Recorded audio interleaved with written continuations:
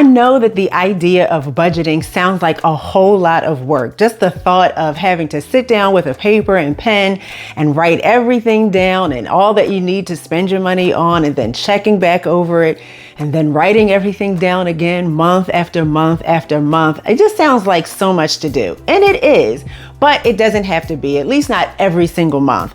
I'm Joy of Frugal Creative Living, and whether you're trying to pay off debt, save up for something special, or just stop living paycheck to paycheck, these 5 steps I'm about to tell you can help make your ongoing budgeting process a whole lot easier. First things first, you need to know your numbers. That means tracking your income and expenses for at least one full month. And I know that's the part that you dread, but you don't want to just guess or estimate the numbers. Actually write it all down, or use a free budgeting app. Use your bank statements. You can snap photos of your receipts in your Fetch app and earn points towards free gift cards. Whatever method you use, you just want to have something handy and consistent where you can track your daily spending and your recurring expenses. You might be surprised where your money is actually going. Those little expenses, they add up fast. So knowing your actual numbers is going to give you control over them. Now that you have your spending and your income documented, you want to trim the fat. So just look at your spending and find those areas where you can cut back. Do you have any unused subscriptions? Are you eating out too much? Identify your budget leaks. You want to see where your money is escaping almost unnoticed, and then start canceling services that you don't use often or that you just don't need. And call your service providers and see if they have any new packages that can help you reduce some of your monthly costs. For example, I just called my auto insurance provider a couple of weeks ago, and they told me that they had new rates and offers, and I was able to bring my monthly payment down by $100 for the same coverage. Another thing is, one of my pleasures is a tasty egg and cheese on a lightly toasted cinnamon raisin bagel from Dunkin' Donuts with a French vanilla coffee. But that's one of those expenses that's like a drip you don't notice until you track your expenses and see that you've spent $50 on it throughout the month. So now I just buy a bag of bagels from the market, which are really fresh, by the way, and my Dunkin' Donuts coffee grinds go into my reusable K-cup, and I make my own on-the-go breakfast for only about $2 instead of the usual $8 when I get it out. Those small cuts to your usual expenses can add up so fast. You could end up saving hundreds of dollars just by tweaking a few of your habits. Next, you want to pick a budgeting method that fits your lifestyle. So when you're creating your budget, you want to just take everything that you've decided is important enough to continue spending your money on, and you're going to write down the amount that you plan to spend on each of those things throughout the course of the upcoming month.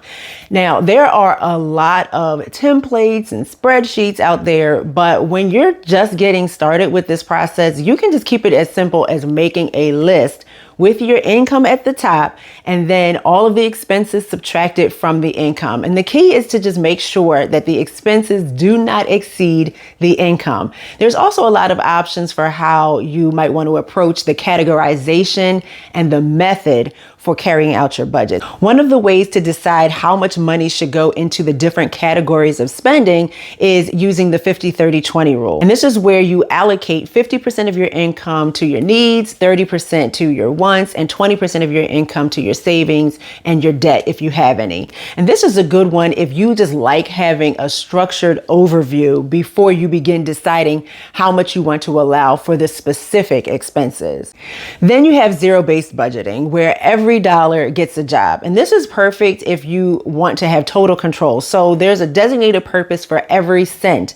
You're not just saying, okay, I'll have $35 left over after my spending and saving. No, with zero-based budgeting, that $35 goes somewhere specific, whether you're using it to make an additional credit card payment, or you're using it to increase that month's savings, or earmarking it for that baby shower gift that you know you need to buy this month.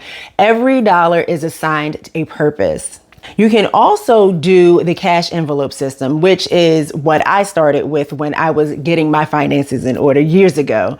But it's where you use physical cash for categories like groceries and your fund money, those things that aren't really a fixed recurring expense. It just helps prevent overspending because it creates more personal contact with the money that you're spending, and you can physically see it dwindling down. And when the envelope is empty, it's just empty. There's nothing there to spend. You can use cash to pay for everything, including your bills too, if you want to. That usually just requires more running around to payment centers or having to go get money orders. And I do know some people are still more comfortable with paying in person rather than online. Anyway, I also know that there are places in the world that have converted to cashless systems. And so then this one obviously wouldn't work in those areas. But you want to pick a budget method that works for you and that you can stick to, because the best budget is the one you actually use. The next step is to make budgeting easy by automating your savings and your bill payments. So if you are okay using online tools in your financial management situation, then this step is going to make the process so much simpler. I always tell people I don't pay bills.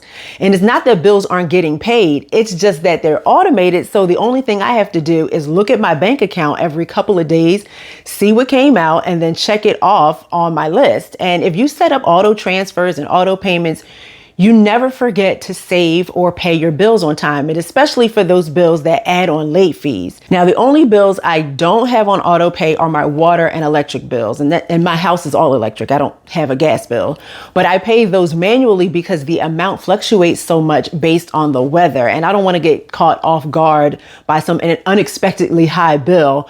Depending on how much it is, I can break the amount down and then make smaller payments throughout the month instead of one big unexpected chunk just coming out of my bank account all at once.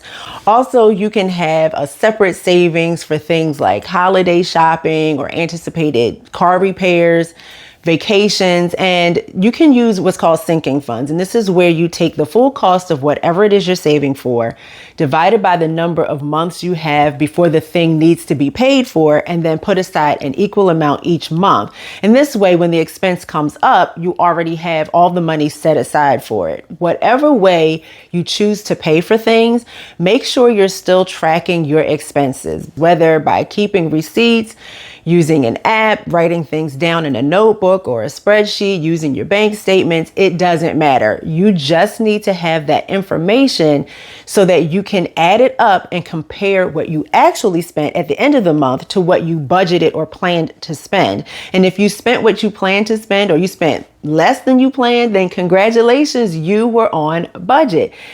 If you spent more than you planned, or maybe you spent even more than you earned, then you were over budget. But that's okay, because you can just figure out why you went over your budget, decide if you need to adjust your budget to make it more realistic for you, or if you need to just be more disciplined to maybe add in some accountability and then try again next month. The key here is that you are trying. Budgeting doesn't have to feel like a chore, and it doesn't have to be boring. So step 5 is to make it fun and rewarding. If you can make it enjoyable, you might find yourself being able to stick to your budget a little bit better.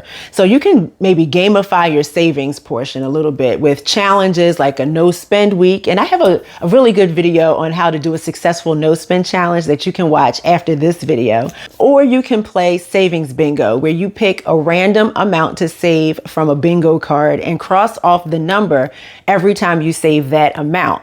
And then when your whole card is covered or filled, you win whatever it is that you decide is a sufficient prize for you. And when you get to the end of the month and you add up what you actually spent and you see that you made it without going over your budget, then that is a tremendous achievement. You do not want to forget to reward yourself frugally, of course. You want to make sure that you include that reward and the cost of the reward in your budget, because a little treat for sticking to your budget really can help to keep you motivated. And the beauty of it is that after you complete your first budget month following these steps and tips, you will not have to do all of this work again for months.